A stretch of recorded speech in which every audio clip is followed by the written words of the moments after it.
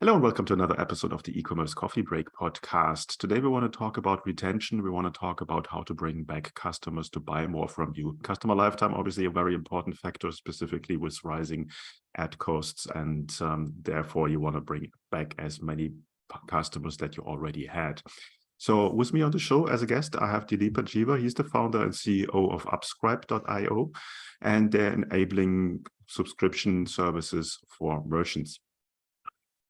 But prior to Subscribe, he built growth teams for 3 B2B e-commerce startups, all of which have been acquired, and also led retail partnerships for Twitter commerce as well as a social commerce for eBay. Before entering the technology sector, he spent several years advertising Fortune 500 CPG companies, including PepsiCo, Unilever, and other emerging market retail companies out there. He also received an MBA from Harvard Business School and a BA from University of California at Berkeley. So he has a vast background when it comes to technology and e-commerce, and I want to welcome to the show. Hi, Dileepan, how are you today? Doing well, Klaus. Thanks for having me here. You're welcome. Let's talk about subscription-based businesses. Obviously, that's a huge topic right now. What got you into e-commerce to start with? Just give me an overview. How did you get started in this whole landscape of business? Yeah, I was working with Unilever, as you may know, a very big global multinational, does some amazing work around the world, and was in the early days of them and other CPG companies like Pepsi thinking about, oh, wow, online is growing. This is now, just to be clear, 10, 15 years ago. So online is growing. How do we think about e-commerce? And as they were entering that, I was like, wow, there's so much happening here. And the tools to power online commerce were just starting. So this is before even we had Shopify.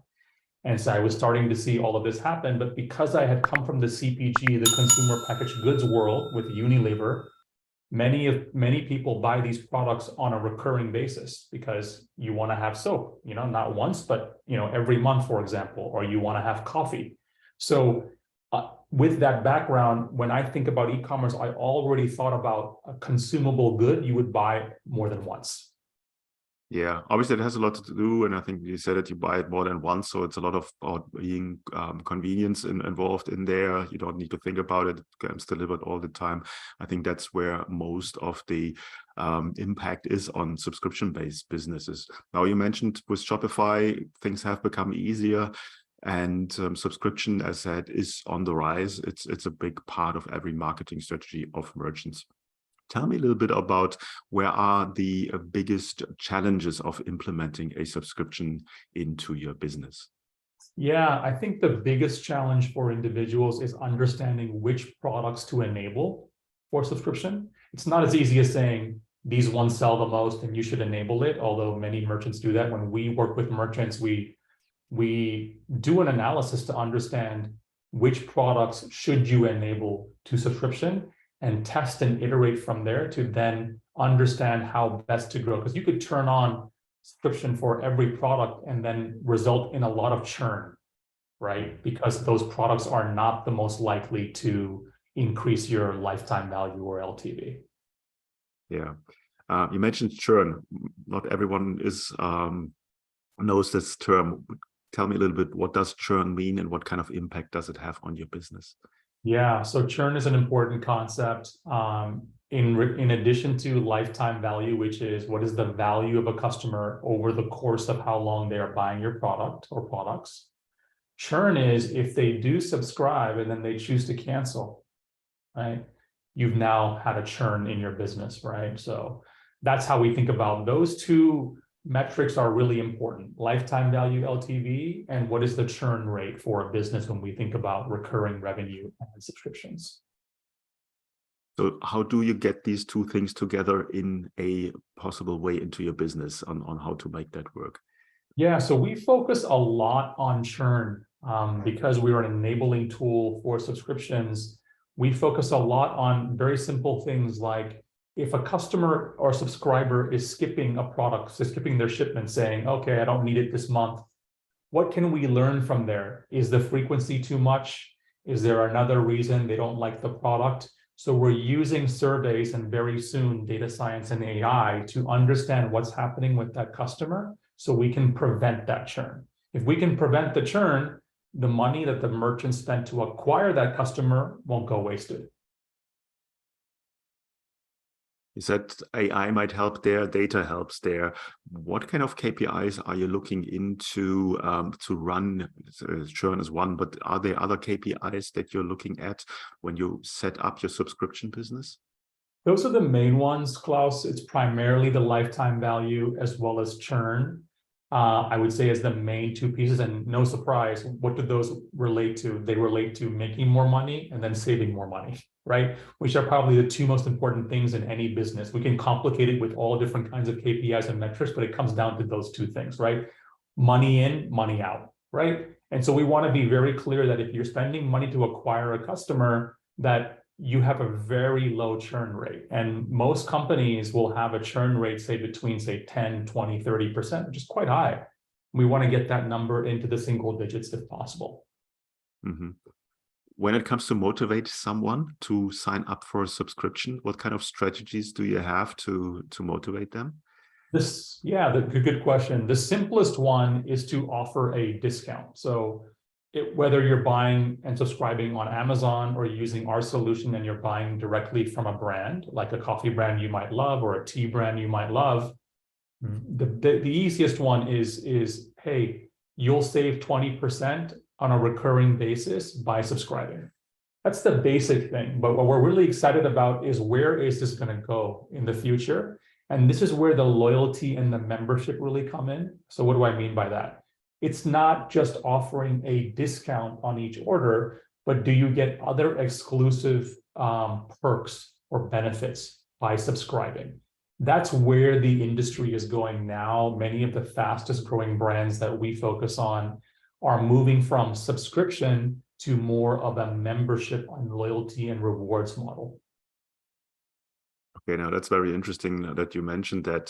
So basically it goes one step ahead and involves a lot of different areas that were in the past looked at separate, but at the end of the day, it's one customer. So you want to bring all of this together.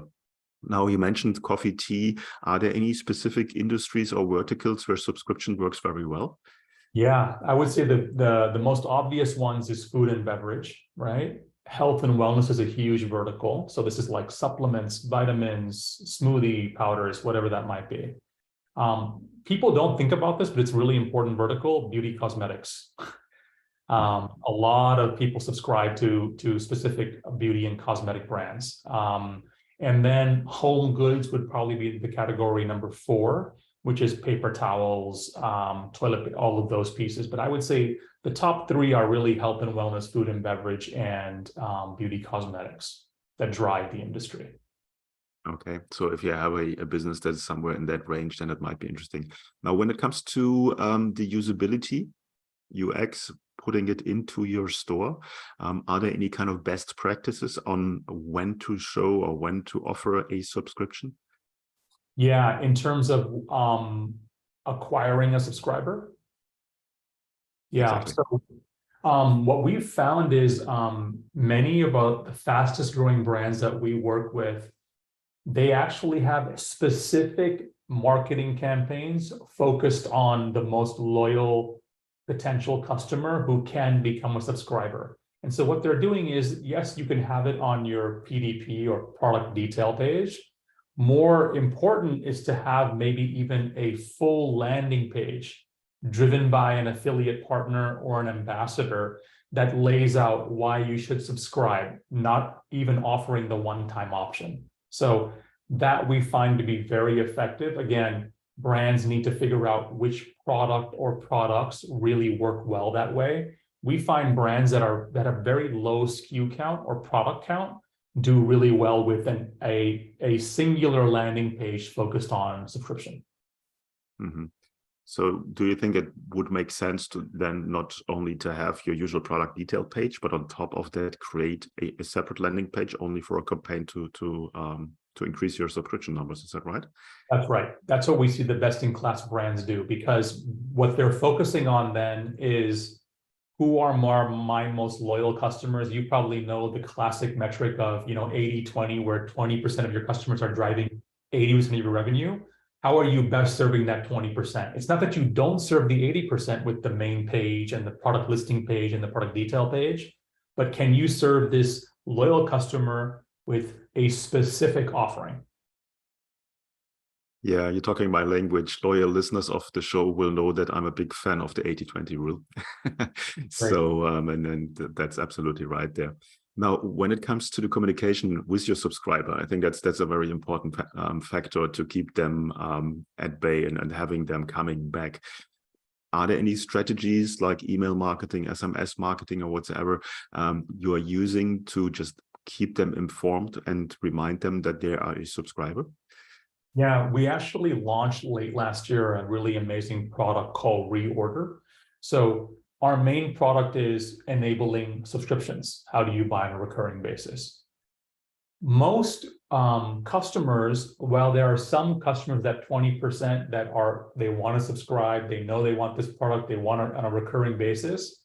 Some customers are in the camp of, hey, I want to try this out and I'll reorder this product, but I'm not ready yet to get locked into a subscription.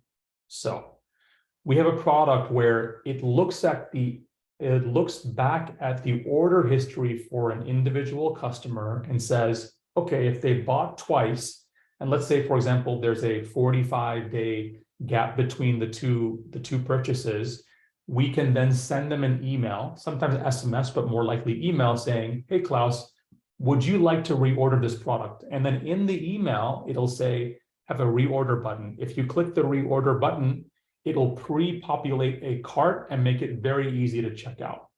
If you're not ready, you can click snooze, and it will then automatically remind you in a week or two.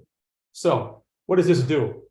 For those customers, and by the way, many of the time, like I'm actually one of these customers, I prefer to be nudged gently than locked into a subscription. Yeah, that's a very smart move. I like that. I'm with you. I would rather reorder than sign up for a subscription, but it might be something that is like a soft step into a subscription. So I think that's a very interesting strategy that you have there. Now, when it comes to implementation, a subscription program, not only from a technical side, but also from the administrative side of a business, what kind of homework does a merchant need to do before they can really get started?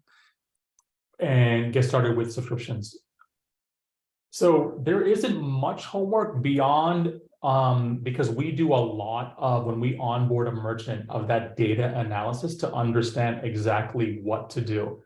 A merchant, best practice would be to actually say, hey, I think we've done some of our own analysis. We think we should enable these 3 products with this level of discount. But what we can do is actually take and do the analysis ourselves. And this is where I think we differentiate, is we actually look at past order and sales data to then set up the program, versus just saying, let's just enable every product on subscription. Like, you could do that, but it's not really leveraging data. And I don't believe that many merchants are using data in the right way. We have so many, I feel like we're in a world right now where we have so many tools, but the tools are not what I would call smart. Does that make sense? Meaning they're not leveraging data to do something. It's more like, here's a dashboard, here's a tool, and we're saying, we're going to do that for you.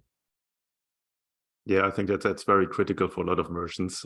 As I said, oftentimes they just get another dashboard out of the 20 they already have, and then they're on their own to figure it out. Now, when it comes to customers using that, who's your perfect customer? Yeah, our perfect customer is brands who are in health and wellness, food and beverage, beauty, cosmetics. They're fast growing. Most of our brands are growing, at least 10% month over month, if not even more than that. They have a smaller SKU count. So it's generally not the brands that have 50, 100 more products. They're hyper focused on these brands, and they do a lot of selling through direct to consumer as well as wholesale or retail. Okay. So I know that you have a Shopify app. Are there also other APIs or solutions that other merchants can use it as well? So we are right now focused on Shopify. We plan to expand beyond Shopify down the road. We're looking at BigCommerce. There is an opportunity that we're exploring also in the wholesale market. So if you think about right now, the most of our conversation has been around direct to consumer. 10 years ago, or even 5 years ago, many merchants were direct to consumer only. I don't know any brands right now who are launching who are not doing retail and direct to consumer at the same time, right? And so you think about what's important. How do we enable this journey? The wholesale reorder subscriptions don't exist right now. It's almost like what D2C looked like 10 years ago. And so we're focused on doing both things for merchants, because merchants now are doing D2C and they're doing retail. It's very rare to find a merchant just doing D2C now, which was like more so the case 10 years ago. No, makes perfect sense. Where can people find out more about you?